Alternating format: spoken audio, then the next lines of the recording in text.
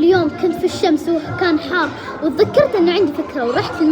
محل مياو مياو، واللي ما يعرفه هو مكان حلو وجديد مفتوح في العديبة وكافيه فيه له ملعب حاس صغار، وفي له ايس كريمات وكوفيات كذا اشياء، وهذا الحمام، وبعد فيه يضوي يتغير شو اسمه لونه، ولازم اللعب للاشخاص الصغار له 500 بيسة، وبعد عندهم كافيه، والحين رحت اصور ولازم الجوارب 500 بيسة، وطبعا استانست ولعبنا كلنا انا والاطفال الصغار، وهذه لعبة السيتنج جدا حلوة وعجبتني، فقررت ألعب فيها، وشفت كثير من الناس صوروني وعجبوني، وقلت لهم إنه عندي قناة يوتيوب جدا فرحة، وطبعا أنا جدا مبسوطة إني صورتها اليوم، أحلى يوم في حياتي لحد تفرحون، والله كان أحلى يوم في حياتي. تحت للصغار وفوق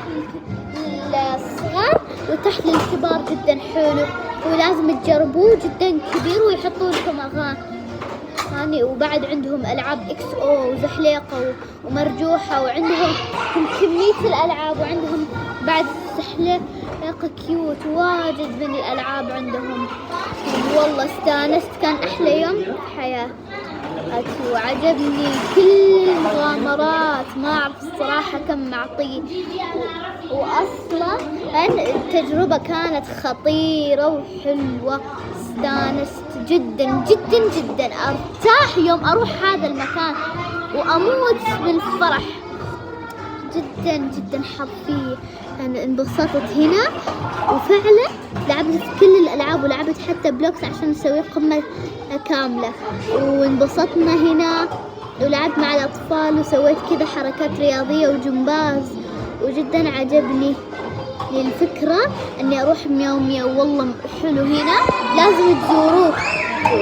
والمفروض تزوروه، جدا حلو، موجود في العديبة هنا في عمان، ويوم ركبت المرجوحة خفت جدا، تخيلوا كان احلى يوم في حياتي، وهذه لعبة الارقام، لازم نوصل الارقام او ما اعرف ايش يسوون فيه، الصراحة عجبني، وهذه اللعبة لازم نوصل نفس الشكل الحيوان اللي فيه او اي شكل اللي فيه في الصورة، وهنا اللعبة يحركوها كذا أو كذا وكذا، أو جدا عجبني، طبعا الصراحة أنا عندهم معاها كافيه فيها عصير وكوفي وكذا كيك وآيس كريم، وجدا أنا عجبني، الصراحة جدا كان ممتع، أنصحكم تجربوه. الحين بعدين يمكن